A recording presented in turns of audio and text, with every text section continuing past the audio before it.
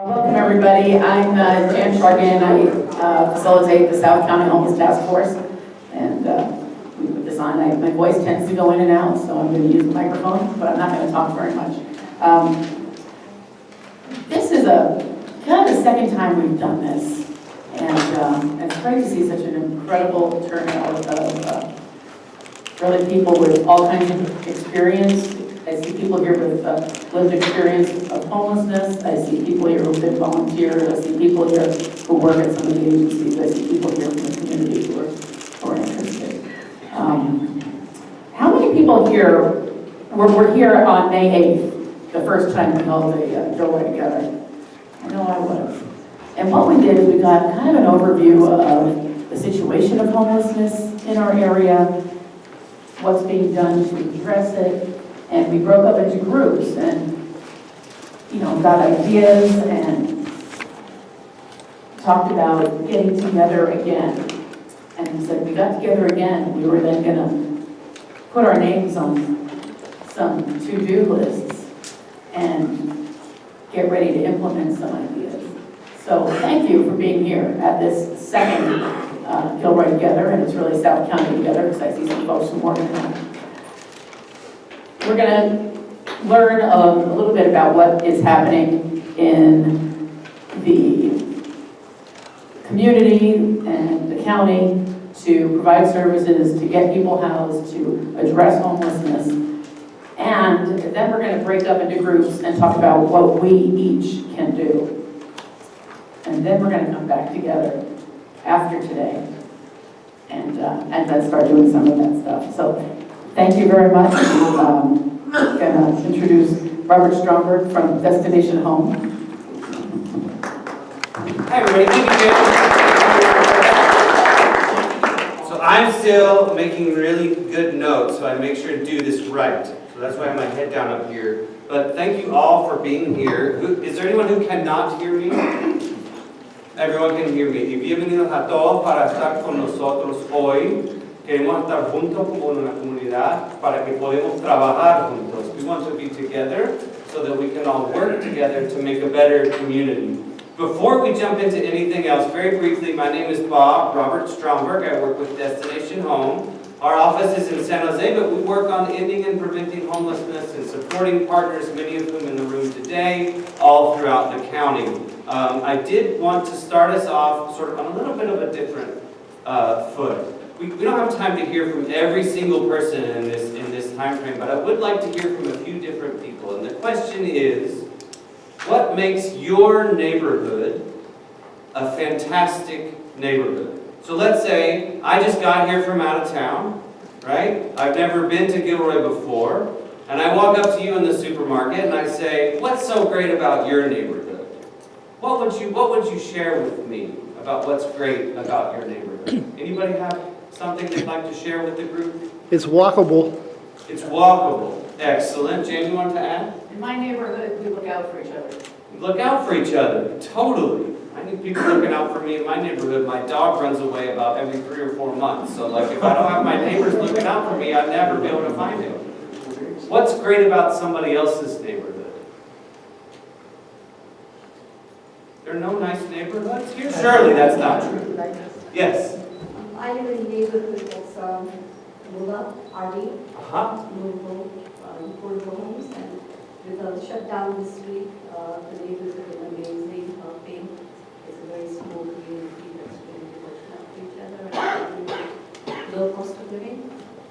Low cost of living, watching out for each other again. What else might somebody say to a stranger or a newcomer? Yes? I live in town. I've always lived in town. So yeah, in the county. And I like that my neighborhoods are old, and it's usually a second generation that's in a lot of the homes. So it's very comfortable, it's very familiar. It's familiar. Anybody else? Something great about your neighborhood? Let's say I'm going to make 100 new neighborhoods in this other town, and I want to know how to make it great. What's that neighborhood going to need to have?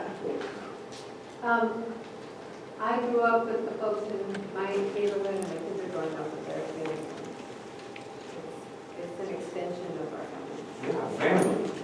sure. I wish I had some family in my neighborhood.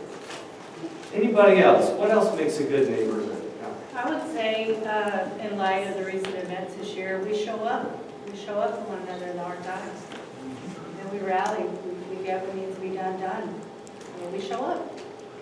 Thank you all so much. I appreciate your sharing. There's going to be opportunity throughout the next kind of hour and 45 minutes to do some more sharing in a little bit smaller groups where we can talk with each other.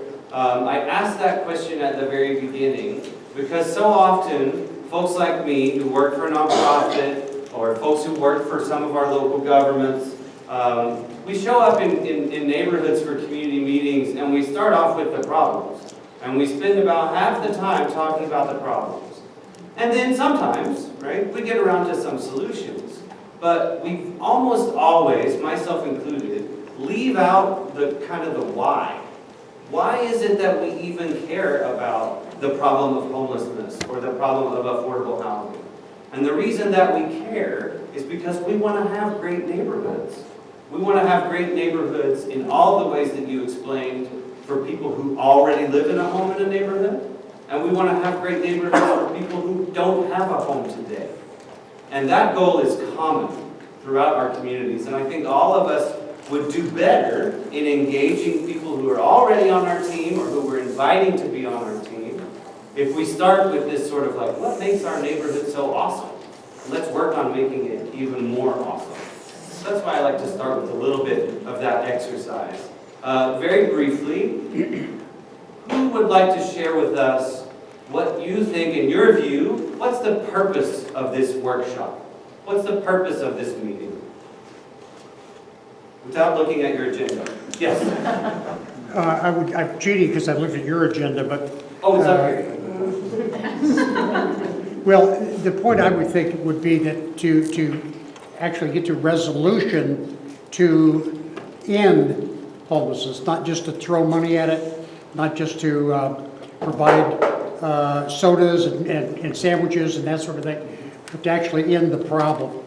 And I'd like to add to that the 3 local Gilroy Rotary clubs actually have an ongoing program right now for ending homelessness at Gavilan College and amongst the children who are in the foster homes that are aging out. And so that's brand new. You're nodding your head, you've heard about it. It's brand new, we don't have a whole lot going yet, but it's happening. There are 5 different committees working on that today. That's why I'm here. Awesome, thank you so much. Does anybody else want to share what they think the purpose is today? What do we want, what should we aim to get out of this sort of next hour and 45 minutes? What's our goal? A plan to prevent our neighbors from becoming homeless. Very good, great, that's a good goal. Help those who are young. Sorry? And to help those who already are. How to better help folks who already are. So for me, and I think I can speak a little bit for Jan, although we'll give Jan an opportunity to speak for herself, and Janessa as well. The 3 of us kind of worked on putting this together, and we spoke about it with the broader South County Homeless Outreach Task Force. And it's really a next step in doing some of the things that you mentioned, but the overarching for me is we want to bring people together more regularly so that we are working together more effectively. So in some senses, what this is, sure there's going to be some learning and there's going to be some exchanging. Many of us will walk away with new data and new information and new connections that we didn't have already. But what we will all definitely walk away from this room with is a little bit more political power.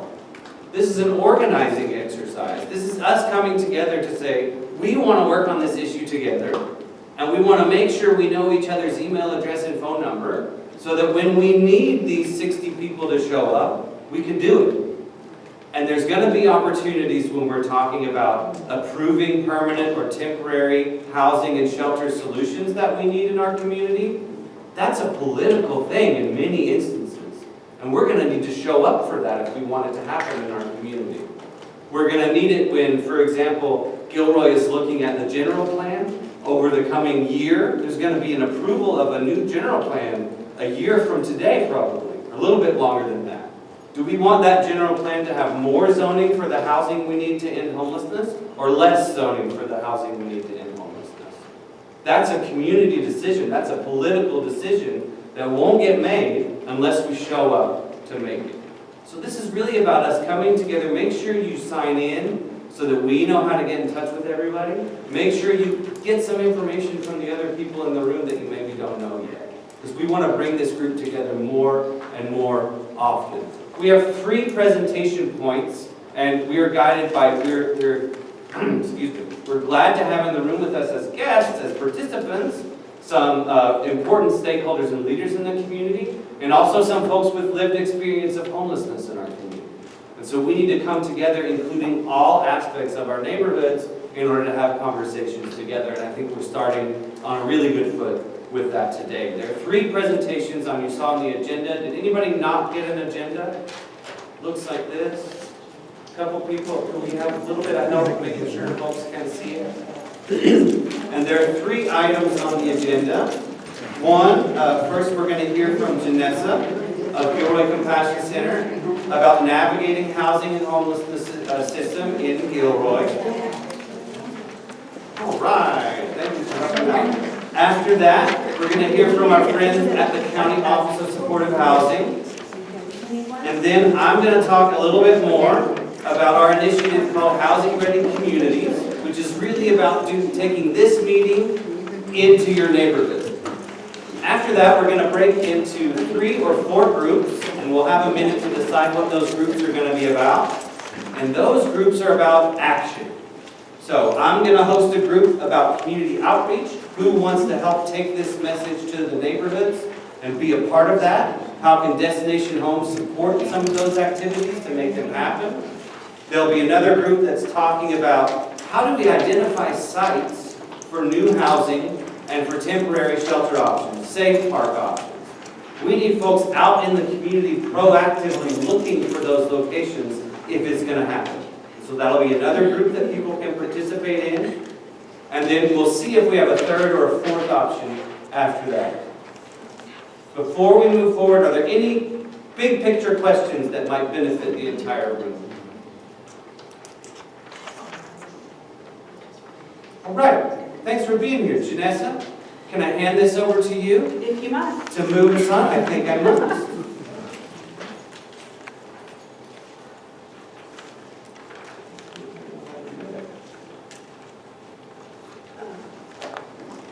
Hello, everyone. While we get that sorted out, my name is Janessa, and I'm the program manager at the Gilroy Compassion Center. And what I wanted to do tonight is, before we move on to the 2nd and 3rd presentation, is just do a little bit of education on some common terms that you'll probably hear a lot of service providers use. It is just a very general kind of explanation. There's going to be a lot of language. I'm just going to try to explain it in some layman's terms, just to give a little more context so you have an idea of what's already in place. So then from there, we can build as to where we need to go from there.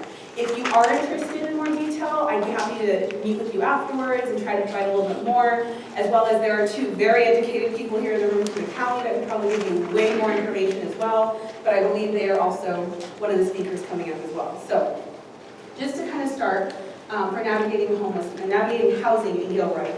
These are some stats that you can just go on online and Google and find from the census. I just wanted to lay them up here for some context. Everyone knows we're in a housing crisis in Gilroy right now, but I really just kind of wanted to put them all side by side so you can kind of start off with this idea when we move on into the next couple of slides of what the median household average is. I took it from the annual and I brought it down to a monthly just because that's the numbers that we're working with everything else. I do put the original annual up there for reference, but for the median household income, which is right in the middle, it's about $7,000.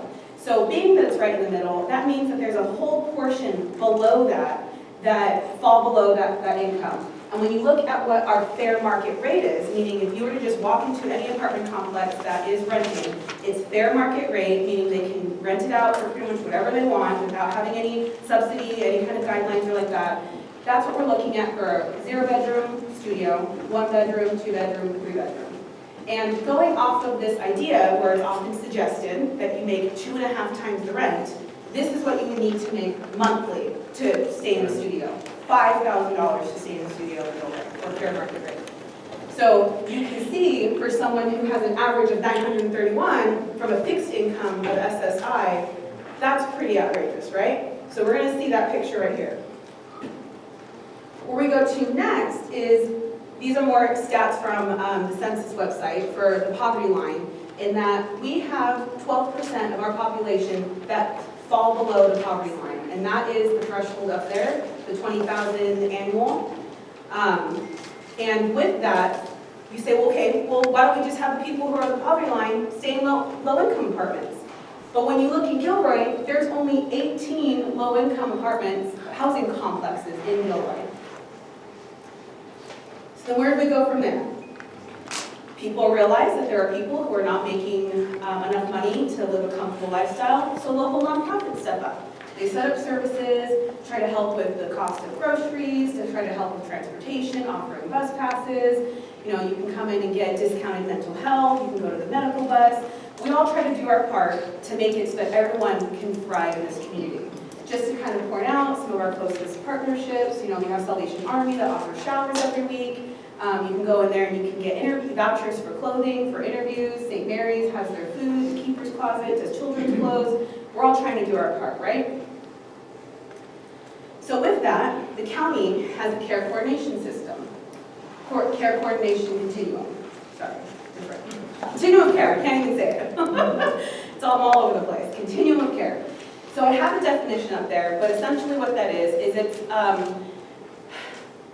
it's a program put in place where all the efforts just go towards ending homelessness.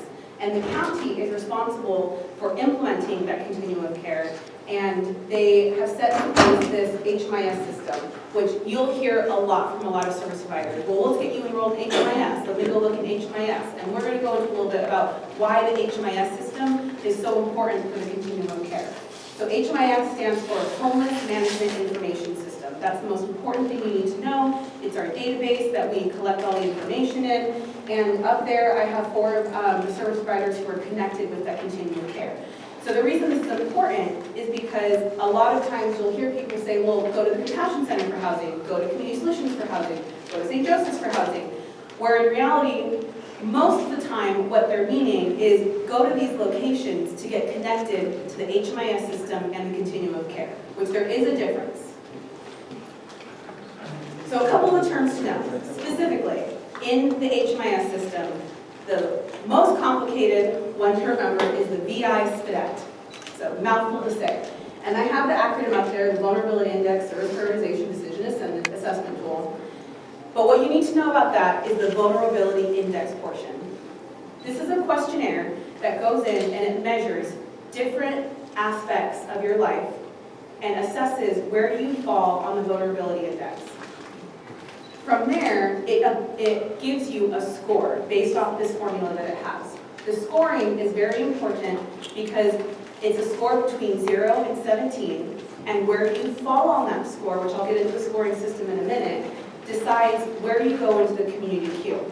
Now, it's important to point out for the community queue is that it is more of a pull queue than it is a waiting in line queue.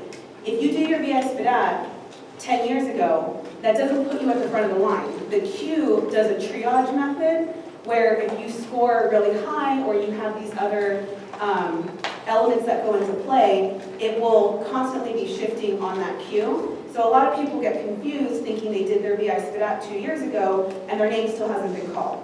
That plays into their scoring. So I'll go into the scoring a little bit. So the 0 to 3 area, if you take this questionnaire and you get a 0 to 3, it's kind of a double-edged sword. It means you don't have a lot of ailments. You don't have a lot of physical ailments. You don't have a lot of mental health that you're suffering. You're probably a single adult able to work and you're making a decent income. You pretty much have a lot of things going for you. But on the flip side, that means you don't really get a lot of service. It falls underneath the no intervention. The idea being that you are in a position that you probably will be able to use just the other general community resources that I listed on the prior slide to pull yourself out of homelessness. You're probably just someone who maybe lost your job, experiencing a temporary fluctuation, you have a support system that you usually in these circumstances can pull yourself out of homelessness into housing. The 4 to 7 falls into rapid rehousing. These are individuals who do have a little more going for them. They tend to be able to hold a steady job. They don't really have a lot of physical, like extreme physical ailments. They have stuff that's manageable. And with a little bit of financial support, will be able to move themselves out of housing. Typically, what the rapid rehousing looks like is, financial assistance that tends to go on a sliding scale where once you find an apartment that you can afford, they will pay for your rent 100% for the first month.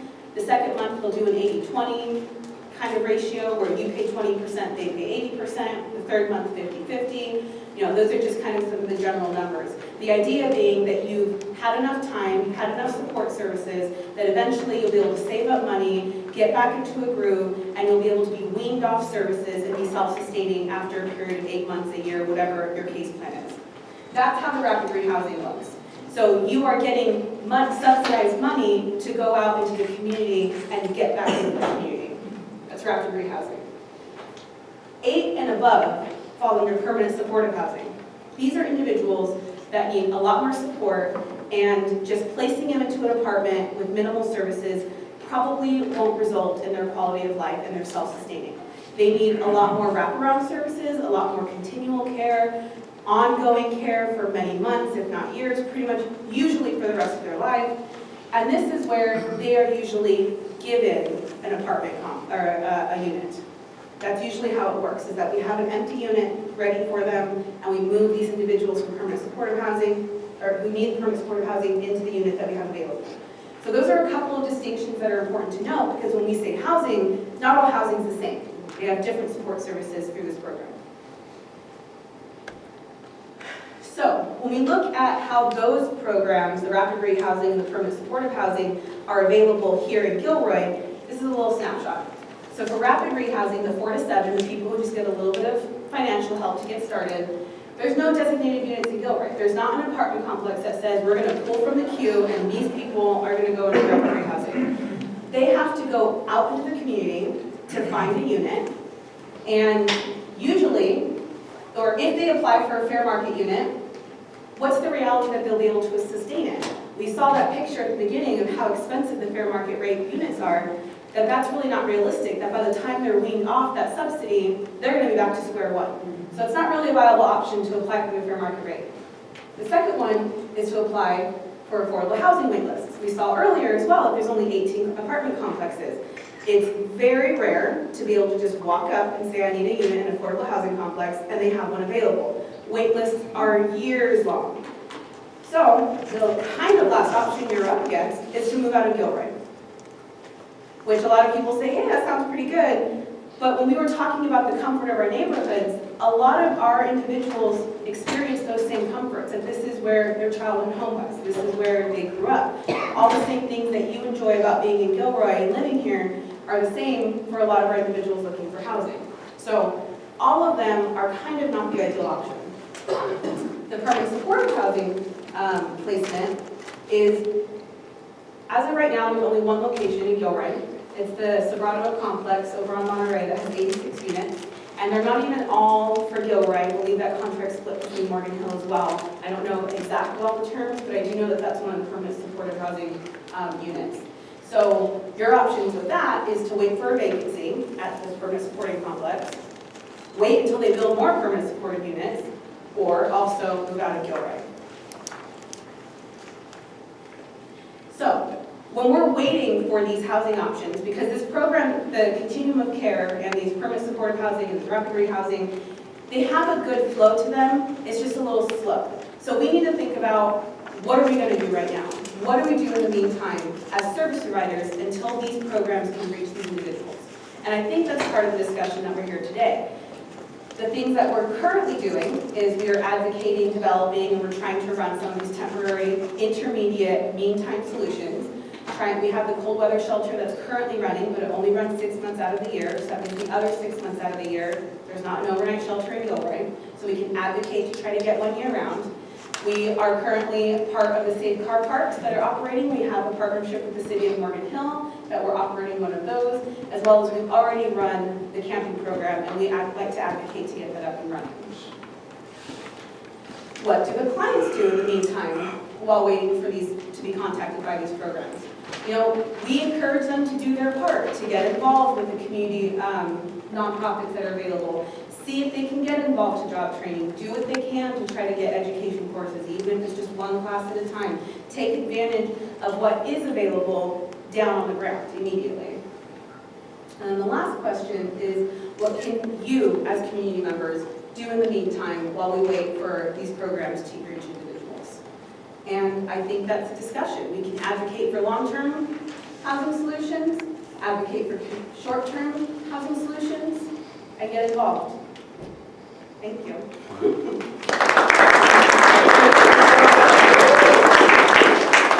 Okay, don't move, stay right where you are. We don't want to do like a big, huge, there are too many of us, we can't do a big, huge like question and answer for a long time. But I thought we should take at least a minute right now before we move on to our next segment. Are there any big picture questions that this raised for somebody that could be beneficial to more people in the room? There's like all kinds of acronyms and stuff. I have a question. I know we talk about the low-income housing and having students build and stuff, but what are our plans or the solutions for the homeless community that's really out there right now? How can we make it a safe environment in the environment they're in? First, can you repeat the question? The question was, so permanent housing solutions are on the way. I see we need to advocate for that, but what can we do now to make a safe environment for people who are experiencing homelessness today?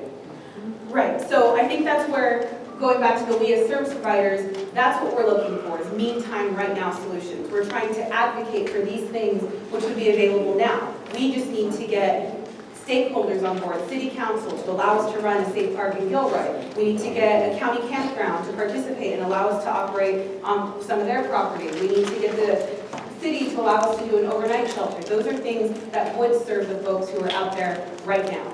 And that kind of goes back to what you guys can do, is that we need your help advocating for those things. We're constantly knocking at their doors saying, let us in, let us in, let us build these things. And they're like, oh, there's service providers again. We need the real people out in the community to back us up. Because if they see real people are wanting it, not that we're not real, but the community people are wanting it, then I think they're going to be a little more convinced. We're always out there spinning our story that they're wanting to hear from you guys, that you guys are behind the same story. Yeah, your voices are super important at your kitchen table, with your neighbors across the street, and at community meetings. We have one here, and then I'm going to go back to you. What short-term and or long-term of those two designations housing is in the pipeline? So that I actually don't know. Anything being built in Gilroy? So short-term, there is one, Measure A, that's the county's affordable housing bond money, right? That is financed, that is under construction. And I think I have a tour date for us to go see the construction site on November 5th. So put it in your calendar right now, lunchtime, November 5th, 12 o'clock. And that is 75 apartment homes, I think half of which are dedicated for folks who have formerly experienced homelessness. In terms of supportive housing, in the pipeline or coming soon in Gilroy, that's it. And so one of the actions that we need is identify potential sites, identify potential housing developers that want to participate in that. There's money out there to finance this stuff. We just need the land and the developers and the community support to make it happen. Great question. Yes, back here? Yeah. And then we'll move on. Yeah, what do you see as your biggest barriers to the temporary housing, setting up things for the temporary housing? Is it permits? Is it, land acquisition? Is it what, if you were to prioritize your barriers, what is the priority? Can I speak to that one? Yes. But before we get into that, I wanted to, on the previous question, and then we'll have her speak to that one, is you were asking about the pipeline and what's coming up next. I did want to point out that part of the reason I don't know that answer is because Community Solutions is the one that holds the contract for actually placing people in the permanent supportive housing. So even though I listed that there were 4 organizations that were a part of it, the Compassion Center, St. Joseph's, we only do the VI SPDAT to get their names in the queue. We do not do any of that polling and placement. We do not hold a contract. So for that one that's in the pipeline, I don't know where that placement would come from. So that's part of it. I'm not all the way involved from behind the scenes, but it's really important for people to know GCC doesn't actually hold keys to any apartments. Okay, so you'd asked about, the biggest barrier to some of these temporary solutions. And, if you're on social media, you see people share the picture of this cute little tiny house. And everybody points in, oh, that's perfect. We could build them, they're so cheap, we could solve homelessness. And then you say, great, we want to put 40 of them over there on that lot. Right. And then 800 people will come up in a community meeting and tell you you can't do that. That it's a great idea, just not here. And then if you suggest a different lot, then you're gonna have a different 800 people telling you, this is a great idea, but this is the wrong place for it. So what we need is 800 people to show up and say, this is the right place. And as soon as that happens, we can do these things. Because it's not for a shortage of ideas. Right? It isn't even at this point really for a shortage of money. We'll find it. That's not the hardest thing to find. The hardest thing to find is the word yes. And that is where the community needs to organize. We need to show up. We need to say, this is the right place. And this is the right place. And you know what? That's also a good place. Because this is just another kind of housing that fits into our neighborhoods. And we can provide housing for all of our neighbors of all different sizes. And that makes us all better. So that was a great question. Thank you. Excellent. Thank you, Jan. Thank you, Janessa. Who else has a question? We're not going to answer it right now. We're going to come back. Who needs a pen to write down your question so you don't forget? Nobody? Anybody need a pen? Anybody need a pen? Here's a pen we need. We will have time for more questions. I think it's great that we have a lot of questions. I would love to invite Linda Jones and Michelle Covert to come up and talk about what's new from the County of Santa Clara and the Office of Supportive Housing. Thank you so much for coming to be with us today. Hi everyone, my name is Linda Jones.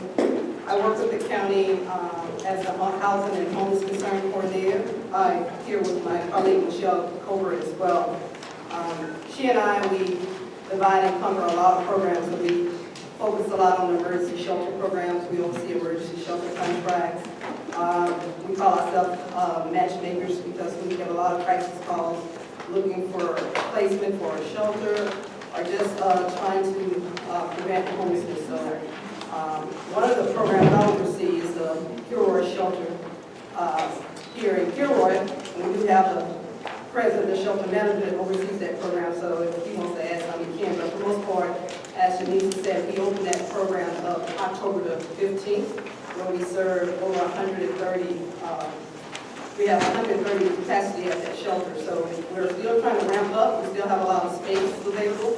That program is a referral base only, which most of the providers that Janisa talked about tonight are part of the community that refer to the shelter. We serve families, single individuals here. We try to make sure that we prioritize everyone here from Gilroy first before we open it up to anyone else. So for the most part, we have 130 slots. We still have spots available now. We encourage you, if you see someone on the street, make sure they are aware that it opens up every evening at 6 o'clock, and they have to leave out the next morning. But for the most part of the supportive services there at the shelter is there's some case management there. So we love for them to come in so they can find out about more supportive services, which Compassion Center provides the case management for that program. Is there anything else about that? Any questions of that, just that particular piece there, because that's one of the providers that we have for shelters here. Everybody wants what we're doing here in the county. That's one of the programs that we fund. Been around for 30 years, pretty much is the only shelter you have, as Denise said, it starts for 6 months here, and it ends March the 15th. Any questions about that particular program? At one time, I thought we used the migrant center as well. I was going to talk about that next. I just wanted, there should be some flyers going around telling you a little bit more information about the shelter, but We have a question here. I'm sorry. I just wondered, because other shelters don't get people out at 6 in the morning. What is that about? Sure. So that particular property is owned by the National Guard, the state. So we contract with the county contract with the state, and they have a lot of restrictions and bylaws and policies we have to follow. So we have to We contract to have it in the afternoon hours and return it back to them in the morning hours. So it's just a contractual thing that we can't, we would love to have it 24 hours.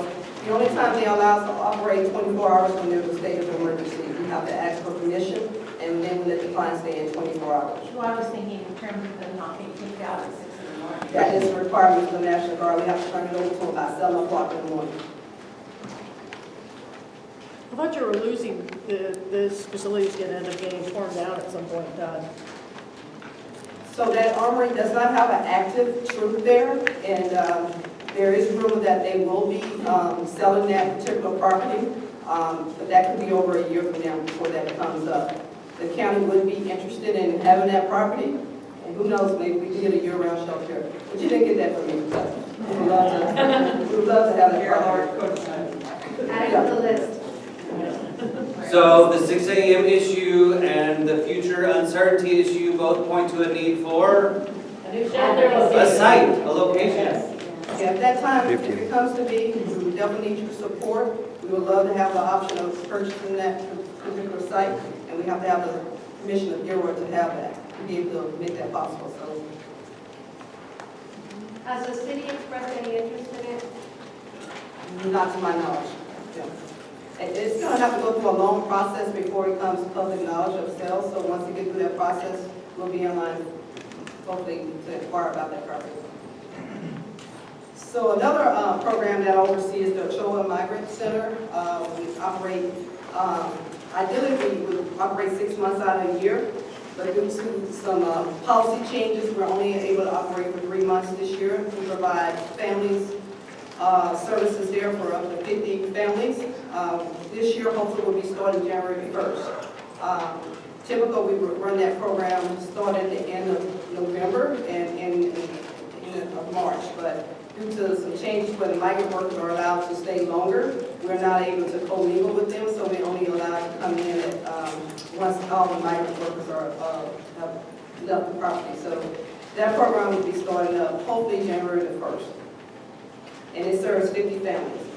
So it's a good program, we need it temporary while we're waiting on that program to open. We're encouraging families to go to the Gilroy Armory, and then we can transfer them over to the Ochoa program.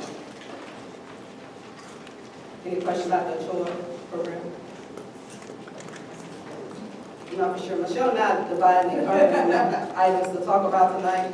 Yeah, I'll finish the list if you want. So the other things that are happening in Gilroy, I'm loud enough that I don't think you need that microphone, right, Vanessa? Good?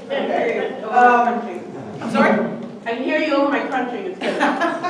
That's good. So I think a update that we shared in May, but we'll share it again, is we use some of that additional money that came from the state to fund more transitional housing program for victims of domestic violence here in South County, and we're hoping to double that capacity by the end of this calendar year.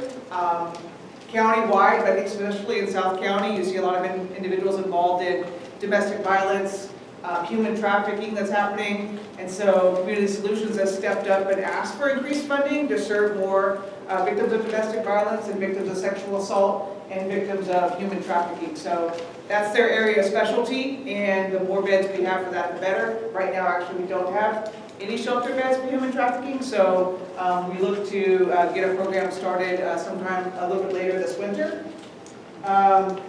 We are, in July, we started some new mental health outreach teams that will be available if called out to for any problem situations that citizens may have where they find that there's somebody with a mental health issue and they're, causing any trouble in the community. The police need some help because the police really don't want to be the first responders on that. They want to deal with criminal matters and not deal with people having a mental health crisis. So we now have a countywide mental health crisis team. I could give information after this meeting on how to reach out to them. And the other big area that the county really wants to focus on is, like, as many of you mentioned, we really want to focus more on homeless prevention and problem solving with individuals who are recently homeless or at risk of homeless, to do everything we can to avert them from actually experiencing homelessness. I think we've done a lot of work, like Janessa said, on creating this assessment system and assessing people who are homeless and getting them onto these queues of names. But the reality is our rapid rehousing and our permanent supportive housing capacity helps about 20% of the people experiencing homelessness. So we've got to be more creative on doing everything we can with individuals to tap into their inner strengths, tap into their resources, and do everything we can to help people avoid homelessness in the first time. Because the longer they're out there, the harder it is for them to get back into stable housing. But that assessment system says we have to prioritize people. And so we're always prioritizing, like Justin was saying, the most vulnerable. So we need to work really hard with people to do whatever we can to help them avoid homelessness or figure out another creative solution rather than just doing a survey and then waiting. We've got to work really hard on, like I said, really encouraging people to be creative about problem solving their current personal situation. I think that's all that we had. So we have time for questions. I know we have We do a few. quite an agenda. Yeah, we'll do a few. Well, but remember, big picture and good for the whole group. We had one right over here. Yeah, if the armory were to become a year-round shelter, how would that impact the surrounding neighborhoods? You know, I guess Can you say the question? The question was, if the Armory became year-round shelter, what about the surrounding neighborhoods? You know, with Did I get that every facility that is available, that's operating in the county, every facility has to have an operations plan, it has to have a management plan, it has to have a security plan and a good neighbor policy. So, because we have year-round shelters in other communities. So for example, we have one in Sunnyvale off Hamlin Court. And there's a large neighborhood across the street, there's a trailer park down the street from there, and there's hotels and large businesses right in the neighborhood. And so what that shelter has to do is they do community outreach. They have a security guard that goes in the neighborhood. They have neighborhood meetings. They have staff that go out and survey occasionally. They invite people to come into the facility. And they have constant communication with the neighborhood on who to call if and when there is an issue. But they proactively go out into the neighborhood to try to prevent problems from even occurring. So that's what we would institute, is we would revise that plan.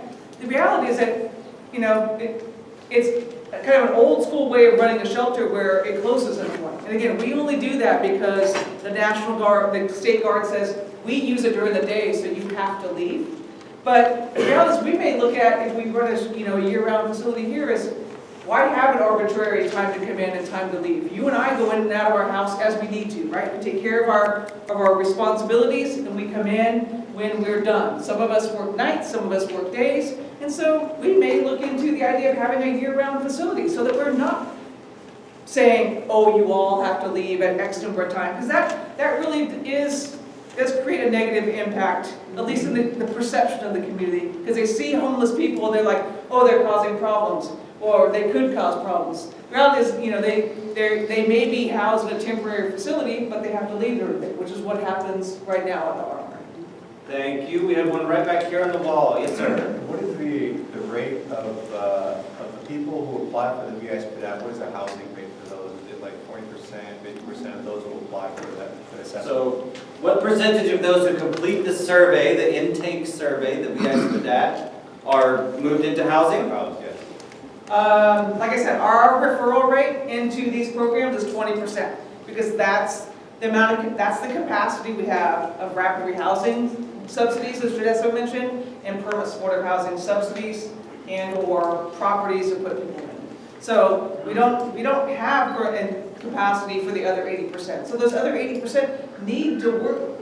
That's what we tell people. Even though you get the assessment, you can't just wait and rely on this. You've got to work hard on your own with a case manager, with a mental health worker. You have to do whatever you can to increase your income, address your issues, and try to find a place to live. I had a question that maybe some people are interested in. It might be for Jan and Janessa or for you all, but let's say I moved to Gilroy today, and I live in my new neighborhood, and there's somebody in my neighborhood experiencing homelessness that I come in contact with. What am I supposed to do? Is there an official or personal recommendation about how I can help somebody?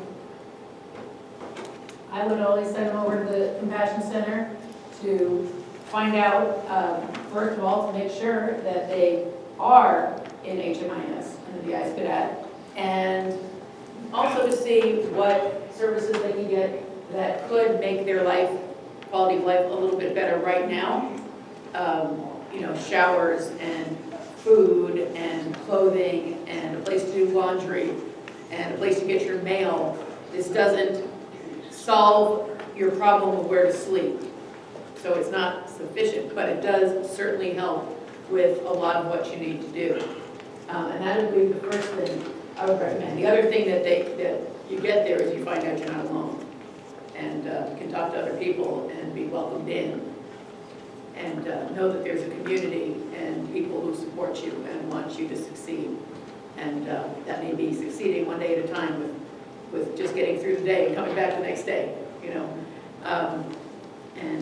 You know, get dog food if you have a dog, get stuff you need. Because it is very hard to be homeless. If you don't have a car especially, and if you have to go to different locations for all of those things, you're not going to have time for anything else you need to do.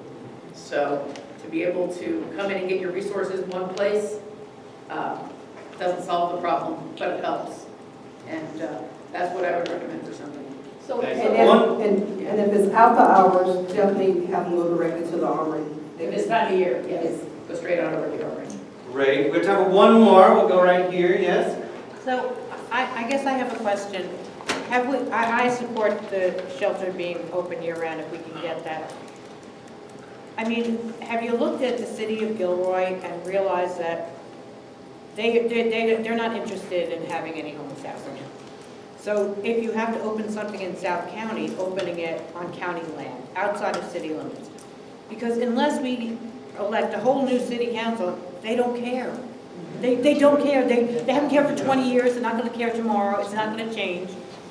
And we're not going to elect people that care. So, you know, unless we get like a massive wave of people who think differently, the vast majority of people, homelessness is just a nuisance to them, and they really don't want a solution. So I honestly think in the city of Gilroy, don't try to look for more solutions in city limits. Look for permanent solutions on county land in South County, because I think the county is much more open and agreeable to actually solving the problem than any elected officials in the city of Gilroy. Responses? Who else has a question? Okay, we're not going to answer it now. Write it down on a piece of paper. We'll get back for more questions. Sorry, we want to move on through. Thank you all so much for being here. Hopefully, maybe somebody can stay for our group. So, yes. We have a operations emergency call because, you know, we're in this county, state of emergency. So Linda's going to go do the emergency operations call, and I'll stay for the discussion. So I have about 55 minutes worth of stuff to talk about, and I have I have 3 minutes to do it. So I'm not going to talk about everything. Remind me, who was here to see me give my little mini presentation in May? How many folks? 1, 2, 3. That's it? Just 3 people? Which one? 4? Which one of you, raise your hand at your own risk. Which one of you is ready to give my presentation for me? It's a joke. I'm not going to make you do it. But I say it because that's the whole purpose of the presentation. That we all learn it and we all talk about it everywhere we go. And because of that, I am going to go through it again. So for you who saw it before, this is your second lesson. And next time I ask you, you'll be up here. And for everybody else, it'll be the first time. It's going to be a super fast version, but I have good news. The good news is that I have a cheat sheet for you. Going to help me hand these out. Everybody needs one of these flyers. A, because of my flyer, but B, because on the back of it, you have the entire presentation. And there's another stack outside the door on the table if we want to start coming to the back. Because on the back, you see on the top, if you have it in your hand already, there are these 7 icons. You see these 7 little pictures on the top on the back here. You know, y'all want to help me out? Need some on this side. Take another handful. All right. Now these 7 icons are the entire presentation. And it's pretty straightforward, but you can follow along. There are 7 points, and the 8th point is in this orange bar, which is action. We have to take action. So, housing-ready communities. What is a housing-ready community? Who wants to guess or tell us why this program that I'm in charge of is called Housing Ready Communities. Yes, please. It means that the community is willing and ready to accept housing for our neighbors in need. Excellent. And we needed that because there used to be this idea about running these kinds of programs to help folks experiencing homelessness that said, first fix all your problems, get housing ready, and then we'll talk about how we can help you find a home. And then there was an experiment. They took two separate groups and they figured out it's actually much more effective if we give the home with the services that people need for their individual challenges. That is way more effective at ending homelessness. So we want our communities to be housing ready for new housing. Not the individuals who are experiencing homelessness. They're ready for housing today. So that's why it's called Housing Ready Communities. This is a little bit about our strategy. Since this is an organizing meeting, it's important to talk about strategy. We have 3 different groups that we target.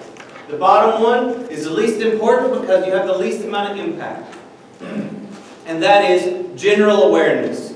So if you see me tweeting about what supportive housing is, or we host a community event for the entire county, for everybody and their brother, that's this general awareness. We do some of that, but we don't put a lot of our time there. The second one is neighborhood. So we know a development is coming to a neighborhood. Let's go meet everybody in that neighborhood and make sure they have all the information that they need about homelessness and how we address it and how effective supportive housing is. And the number 1 is building our team, activating our allies, working closely with the South County Task Force, working closely with Gilroy Compassion Center, working closely with the Office of Supportive Housing to make sure we're all talking the same talk and walking the same walk. Are you housing ready? This is the question for all of us and for all of our neighbors, and this can help us all get there. This is not a slogan. This is real. Housing ends homelessness. And we're going to talk about the statistics behind that in a minute. So this is the outline. This is the same 7 points that you see on the back here. Right? First, homelessness. What is the scale of the crisis? Diversity. Who are folks who are experiencing homelessness? What are they like? What are their characteristics? And then the housing crisis. How does that impact different people differently? Then some evidence. We already mentioned the evidence. Is this effective and successful? A little bit about cost, which is not a great argument, but it's important for driving political leaders a lot of times. Progress. Somebody asked what's moving forward in Gilroy. Let's look at what's moving forward across the county.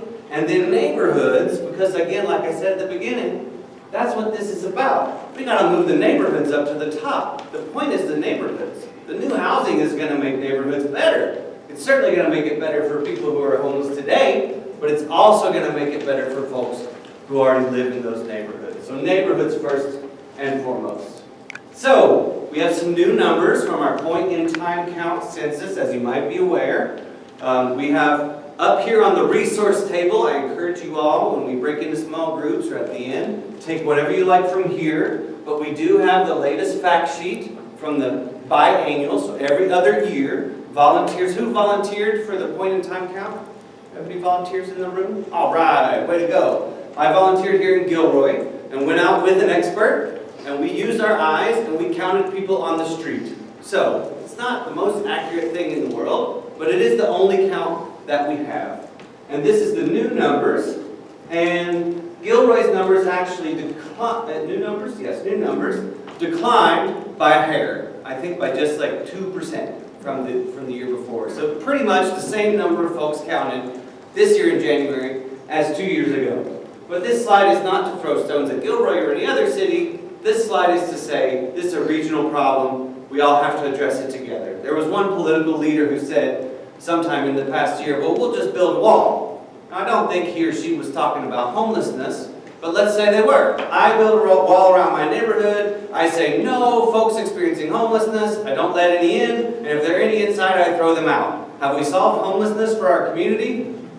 No. They're just on the other side of the wall in your community. So we have to work on this together. Diversity among those experiencing homelessness. So I, just like everyone else in the world, am very judgmental about things that I don't know much about. So, when I first moved here to Silicon Valley, to San Jose specifically, I had certain judgmental thoughts about who homeless people were. For example, I thought they were all older men who had been homeless forever. That was what I thought. And there are some folks who might fit those two pieces of criteria. But I didn't see folks who were families with children, but almost 10% of those folks who are living outside today are families with children.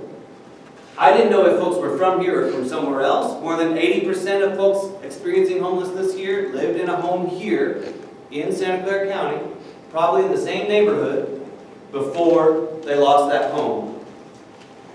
And some of these other statistics that can be really eye-opening for people. This homeless for the first time, 36%. That's not what my judgment told me about who was experiencing homelessness.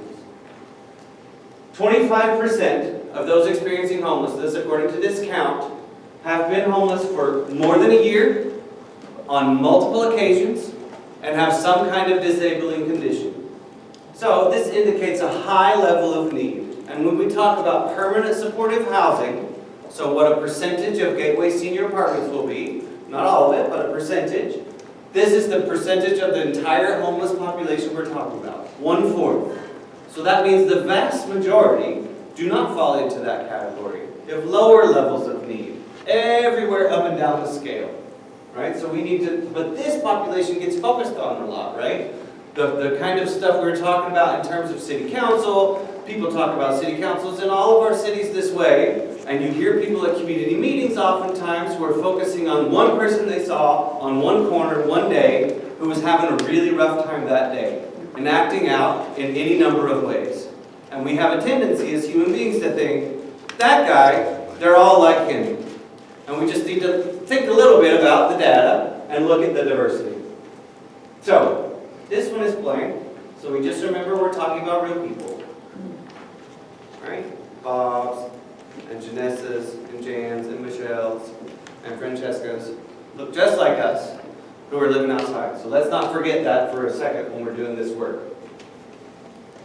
I'm not going to talk about this slide much. It has all kinds of mumbo jumbo on it. There may be some experts in the room, I'm sure there are. But it's basically breaking down that in all of our communities, our cities and our county and our private housing developers and everybody else who finances those banks, we do a really good job as a society creating housing for people who can afford to pay market rate, right? And there's a reason for that. That kind of development turns a profit. But we don't do a good job of creating housing for any other income groups. And what that means is we have to show up and advocate for it. We have to tell our city councils, just like the voters and the supervisors told the county in 2016, we need special tools. We need special financing. We need special prioritization. And we got to keep fighting for that at all levels. And this is the reason why. So imagine you're a family of 4.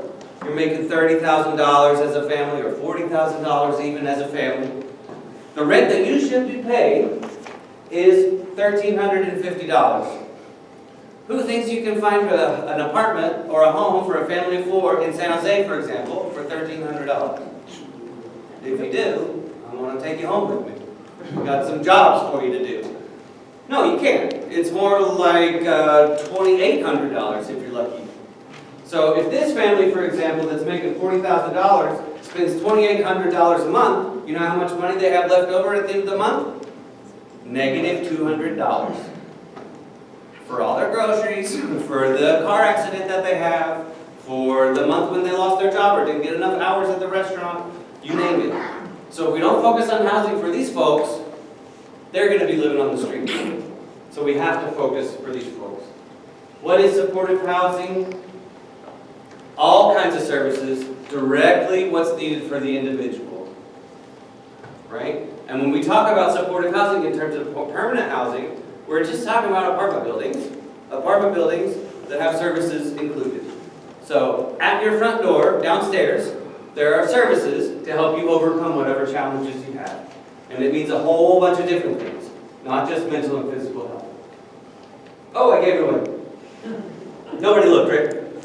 How successful is permanent supportive housing at ending homelessness for people?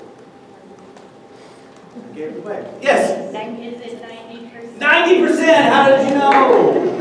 90%, right? And I think right here in Santa Clara County, it's actually higher. I think it's 92 or 93% now. So if I'm experiencing homelessness and my 1,000 friends, you move us all into permanent supportive housing in a year, and I think also in 2 years now, 90% of us will still be stably housed, in housing, stable. Most successful intervention to end homelessness that has ever been tried or worked on. Now, you have to have good management, and you have to have good services, and you have to have good government work, and all of that needs to be in place, for sure. But just like any industry, if you don't do something well, it's not going to turn out well. But this is successful everywhere, not just here, everywhere. Yeah, we can stop for one question. Who's paying for this? Excellent question. Who's paying for this? We'll get to some of the money stuff. Let me come back to it. Is that okay? Okay. So, now we're going to talk a little bit about cost, which is important for this question of who's paying for it. So this is from a study, not a study, a pilot that was done when we first decided as a community here, okay, we have to move people into supportive housing. It's called the Housing First approach. And we measured, we're still measuring actually, for the first 1,000 people that moved from homelessness into supportive housing. And for those 1,000 people, this 0 point is when each of those 1,000 moved in, right? And you go backwards in months or forward in months. Each of the bars is made up of little dots that indicate a utilization, a use of a public service that the county provides. So nobody else's services, just county services. And so you can see that as we sort of start here, no data, starting to get some data on these individuals. We add it up, we get closer and closer to the point that folks move into house. Use of services skyrocketing. What happens is that as soon as somebody moves into supportive housing? Totally drops off. Which is sort of a miracle, right? I mean, if I have a mental health disability and I move into supportive housing off the streets tomorrow, is my mental health disability gone? No, it is not gone, right? I still probably, it may never be gone for my entire life, but at a very minimum, I have a lot of work in order to get a hold of that, just like anybody who lives in a home or not. But now I have help right there living with me, right downstairs. So am I less likely to end up at the emergency room? You bet. Am I less likely to have an episode and cause problem to somebody's property or something? Definitely. Am I going to have support when I'm not feeling so good on a Tuesday morning? Yes. Right? So the use of services drops off, and that's a cost argument. These are costs that are provided by our public dollars at the county level. What's the meaning of the different colors on that graph? We have a study, we call it the cost study, it's called Home Not Found. I did not bring it here, but you can find it on the Destination Home website, I think also on the county website, and it breaks down this in 120 pages. I took it off just because I thought it gets in the way of the point. But it's things, it's primarily in these three categories, right? From the same cost study. Healthcare, justice system, social services. I think 99% of the stuff that those dots represent fall into that. So you can see those details. $520 million was the total county spend on an annual basis back in 2014 for these services. $520 million a year. Probably higher now, right? Everything's more expensive now. And so this caused the county, specifically the Board of Supervisors, to say, okay, that's too much money. We got to do something different. So they went to Santa Clara County voters and they asked them for a bigger number, $1 billion. And we got the Measure A, Affordable Housing Bond. Not quite a billion, $950 million. We'll just say $1 billion. A lot, a big amount of money. They've spent over 30% of that already in I think just a little over 2 years of implementation. And we can look a little bit further down the line of the progress. This includes other developments, so not only that funded by the County Affordable Housing Bond, but we already have, and it's actually more than this now, as you can see, this is from January. We have more than 3,000 new homes with supportive services throughout the community. Some of that are new buildings, like Gateway Senior Apartments, and some of that are adding services onto existing apartments that already existed. So it's not just some pipe dream, oh, let's give people supportive housing. No, we're actually doing it, and we can keep doing it, right? But it doesn't happen without people showing up. Who knows how close was the vote for the Measure A affordable housing bond?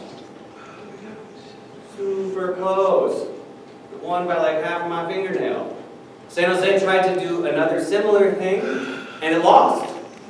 So we lost $450 million that would have helped us build the housing that we need. So if we're going to move forward with this kind of thing, and for my taste, I'd much rather it be in a bond measure than a sales tax measure, right? It's much better for our community, in my view. Then we're going to have to work together to make that kind of thing happen. Here's a map of sort of where supportive housing is all across the county. So we have currently supportive housing in more than 50 apartment buildings in 10 cities. And for the county of Santa Clara Housing Bond, there are supportive housing new developments in 6 cities. So we're moving forward pretty quickly. 19, there are actually 2 more were approved last week, so that number is now up to 21. And the housing units or number of homes, new apartments number, is also increased as well. What's it look like? Here's one that's coming soon. You can go see this one in the flesh right now. They took off the plastic wrapping. They're going to have folks moving in at the very end of this year. Villas on the Park, 2 blocks north of St. James Park in San Jose. Looks beautiful. This is another one in Milpitas. And there are 2 different types. One is 100% supportive housing, so all for people with high levels of need. And then there's another type where you have just one, this is what Gateway Senior Apartments is, I believe. You have 1/3 for folks formerly experiencing homelessness, and then 2/3 for lowest income families and individuals. And that's because we need that to prevent homelessness. Okay, I talked too much. More pictures. We have a website, how to get involved, which is what this meeting is really all about. I'm going to ask you to join up with us. So I do want to point out a few more things about the resources we have. Who has heard of the community plan to end homelessness? Who knew we had a community plan to end homelessness? We do have a plan, and I have it right here. So if you didn't know there's a community plan to end homelessness, now's your chance. It's a whopping, I think, 12 pages long, and these 2 pages are all about supporters, so not that much to read. And it basically narrows down to primary goal, build the housing. There's some other goals that are important too, 2 more. But I bring it up now because, and here's a progress sheet about how we're doing toward those goals. I bring it up now because we're in the process as a community of putting together a new community plan. I know some of you participated in a meeting that was held here to get input. This is a piece of paper that tells you about that process and gives you a link if you want to give your input. There's a survey that's open for a few more days. I told you we have information about the survey, and then we have also information a little bit about the Gilroy general plan process, and there's a meeting coming up on November 8th. If you want to learn more, I'm going to go there to learn more. It's not my meeting, it's a city meeting, at Cesar Chavez Gym at Gilroy Prep School, 6:30 to 8:30 on November 8th. So please take that with you. And this is a little bit excerpts from the latest document they produced as part of that process, sort of focused on the housing piece. This is a guide to help you do more in your neighborhood. Has some sort of facts and data and answers to frequently asked questions, but it's a great thing to take if you want to share this information with more people in your neighborhood. And here is a little progress update for the program. We have done more than 40 outreach events like this for more than 1,400 people, and we've got more than 1,700 signed up to be a part of this network. So you're in good company with a lot of people. Now the most important piece, which gets us a little more specifically, is something we created for today and how to get involved. So I think the most important way to get involved, and Jan and Janessa are going to correct me if I'm wrong, but is to get connected. I got a piece of paper here. Get connected with the task force. The task force meets monthly. They maintain a mailing list. So any information that is important for South County, for Gilroy, for Morgan Hill, about how to get involved, about what's coming up, they're going to let you know about it. And this is how you get connected with them. You can also come to the meetings, develop better relationships with some of the stakeholders who are working on this every day. So there are flyers in the back for this. Some other ways to get involved. I talked about the Gilroy general plan process. There's that meeting. There's also a link here. There's a way to sign up to receive updates. I just did that today. There's a Gilroy Housing Advisory Committee, which is an advisory committee at the city level. It doesn't have much power, but it's a good entryway to get items in front of council, right? And to develop relationships with those advisory council committee members. Another board member of the Compassion Center is also, Brad? Oh, we have another? Excellent. So we want to engage with that group as much as possible. I mentioned the tour of Gateway Senior Apartments. Make sure you check the box for the tour on your sign-in, and we'll let you know when that happens. I think it's November 5th, but I just have to confirm. There is also an ad hoc committee at Valley Water, formerly known as the Water District, which is a good way to go and pay attention. Jan is always really sort of paying attention to that group, but it's good to pay attention to make sure that they're getting the word from you in the community about what your interests and concerns are. And that's about it. Otherwise, it's just sign up with me. So, we should take one question now, and then we're going to move in small groups because I took up too much time. Yes? In 2014, you said it cost $520 million in county services. Do you know what the projected cost was for the subsequent years? I do not know that. And remember, that's a cost for status quo. There's no housing in that number. That's managing homelessness cost. And I said it would come back to the cost answer. So for all of these housing developments, there's actually a sheet in here which, I think breaks it down a little bit better. No, it doesn't quite. I know it's available in public record with the county, but for almost all of these developments, it takes financing from a multitude of sources, right? So it requires this Measure A county money in most cases, although there was a San Jose one that just opened 6 months ago that did not have any money from that source. It requires money from cities when they have it. Not all of our cities have a lot of affordable housing dollars. And then it also requires private dollars on top of that. Now, it's also important to think about that money not so much as a gift as it is an investment, right? Because you're putting into a building that's going to be an asset for the community for 55 years, and in most cases, probably much, much longer than that. And the county, not Measure A, but separately, has committed to pay for the services in those buildings. Okay, enough talking. Let's do some groups. So we had 2 groups that we identified beforehand. I would like to have a group right here where we can talk about how we can do more outreach in your neighborhood. So, if you would like to be a part of that group, we're going to ask you to come forward here. So that's group 1, Housing Ready Communities. Then, in this back corner, we're going to do a group that Jan's going to lead on putting together an action team for identifying sites, land, right? Now, we can have just 2 groups, or we can have additional groups. Are there any ideas for a 3rd group? Advocacy. Can you say more about that? A group that will take this message to decision makers. Great. An advocacy group, let's do up here at this table on this side. Would you lead this group for us? So join the group. Each group will need a note taker. We have pens and I have some notepads. Because at the end of the group, we want to bring back to the full room 2 things. 1, a short list of the questions and answers that you got, that you asked and received answers for in your group that could be valuable for everybody. And the second thing is, what action are you taking next? What's the next step after we all walk out of this room? Got it? Do we need a 4th group? Any other ideas for a 4th group? Jan, you mentioned one to me. Do we want to do that? Let's keep that on the site selection. And that was just if anybody wanted to talk about, quality of life situation, how to improve the situation on the ground right now. Great. So we'll add that with site selection, looking for land in the back. Here we have housing ready communities, neighborhood outreach.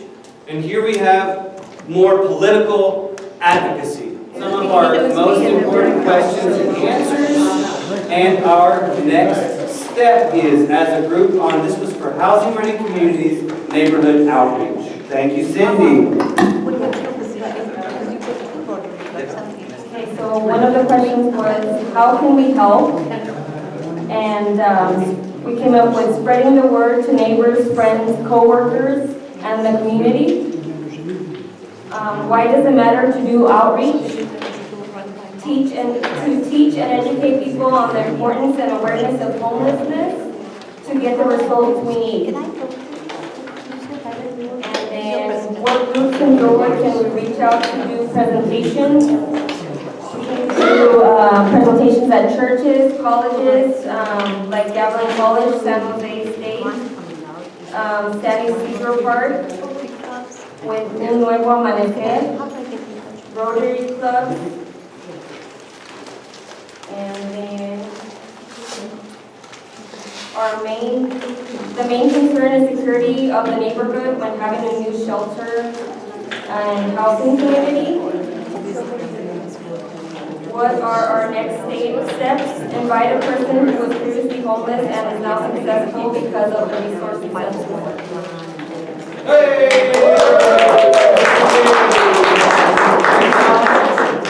And make sure that you leave your notes with us because we want to make sure we document this and send it back out to everybody. The only other item that we had here was I challenged everyone in our group to send me an email about what they want to do in their community. Who can we reach out to? Would they like to do a workshop about advocacy and learn to give the presentation so we can move forward together? It's going to take more than Bob. We got to work together. So next group, can we hear from our advocacy group? The top questions and answers and next steps. Thank you. Our advocacy group addressed some of the issues that can only be changed by policy and by long-term plans. And so our plan includes creating and building a coalition, including students, seniors, veterans, families who are homeless, have been homeless, or on the verge of homelessness. Using that group to lobby our city council, the water district, the general plan advisory committee, and our county supervisor. And to also ask folks to participate at the best level that they can, right?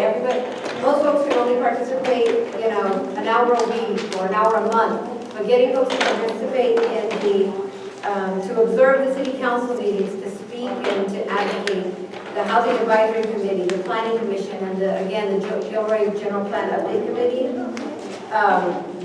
And then we're going to set appointments with the Gilroy City Council, our water district representative, and the county supervisor.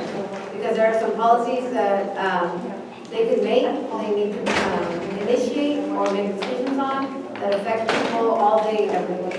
So, yeah. And Joanne will talk about the water district. Well, we just got some information. I learned for the first time that the water district will go and clean out the creeks and all these things, and they just throw everybody's stuff away. They'll just sweep it up, and they're not supposed to do that. Rebecca says that there is a law or their policy that they're not supposed to throw it away. They're supposed to hold it and allow the people to have time to come pick it up. And that's not happening. Well, I happen to personally know who our water district representative is. I have his number on my contact list, and he'll hear from me. And I think we'll get some more support to bring that to his attention. Because that's just wrong. That just makes people who have struggles just have to struggle double because they have to go replace so many of their papers and things like that. That's not right. All of it, right. So we're going to start that. That should be a simple fix. I had one follow-up question. What's the next step to forming this coalition? All right. We invite you to join us to lobby the Gilroy City Council. That's our next step. And then I'm sorry, I missed it. So we invite you guys to join us to lobby the Gilroy City Council. Yes, that's our next step. All right. And the planning and our the... last, Keep in touch. yeah. Yeah, so they call keep in touch things. So we have a advocacy sign up pad. So like to let you know when city council meetings are going on, what we're going to do, go to the whatever. Planning, housing Water advisory. district, county supervising. Yeah, I'm just copying what she says. But yeah, if you guys want like more information or like updates of when that's happening, so that you guys can come and lobby for it, so that we can helplessness issue, I have the sign-up sheet, I'll put it on that table right there, and then you guys can sign up and we'll text you. All right, thank you, advocacy group. Now, our land, yes, please. But also we were talking about how can we humanize the politics in the council, I mean, the people who represent us. How can we bring stories, real stories from the homeless, and they can maybe be in touch and act with it. Great, we should come up with some sort of event to do that, shouldn't we?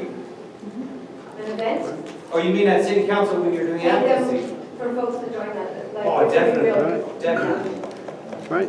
Thank you all. Let's hear from the land Yeah, the site, investigators the group. land, the site group, anyone want to come up? What's one idea and where do we put it?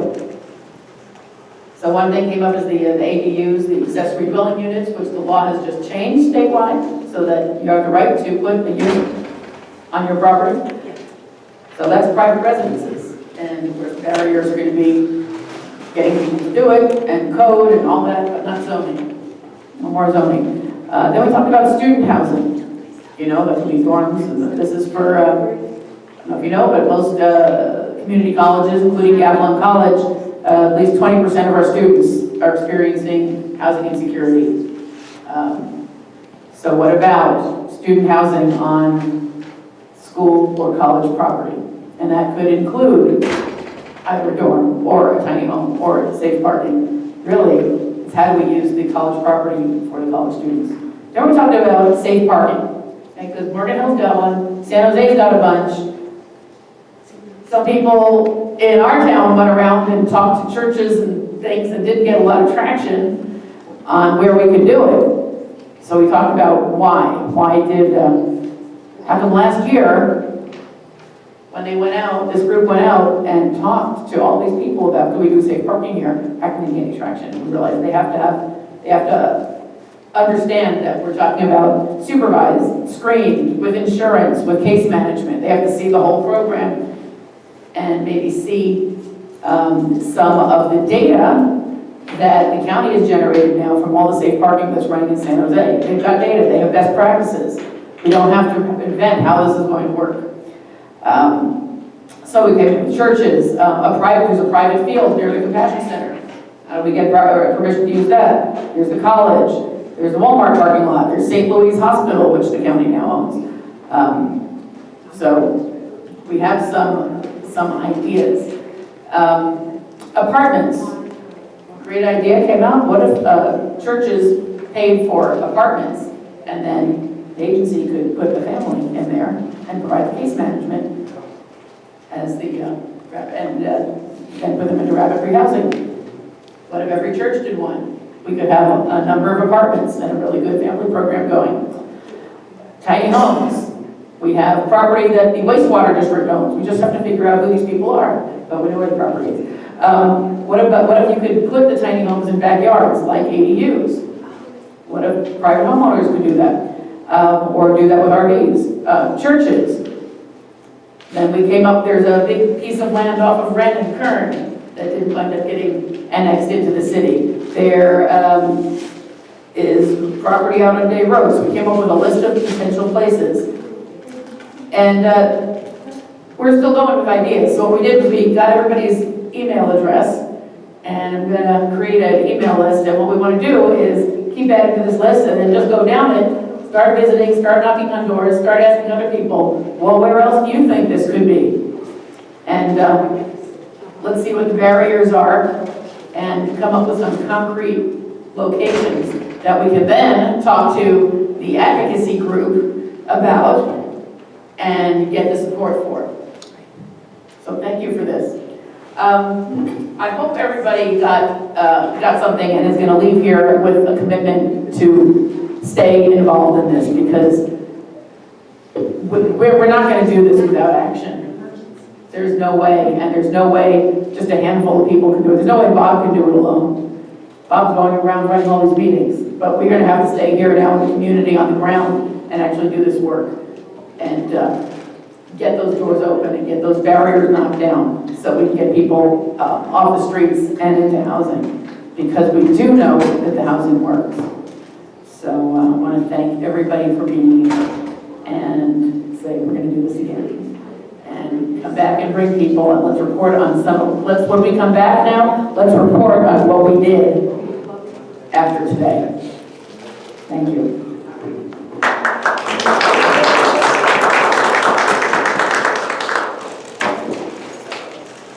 Thanks, everybody. Tell a friend.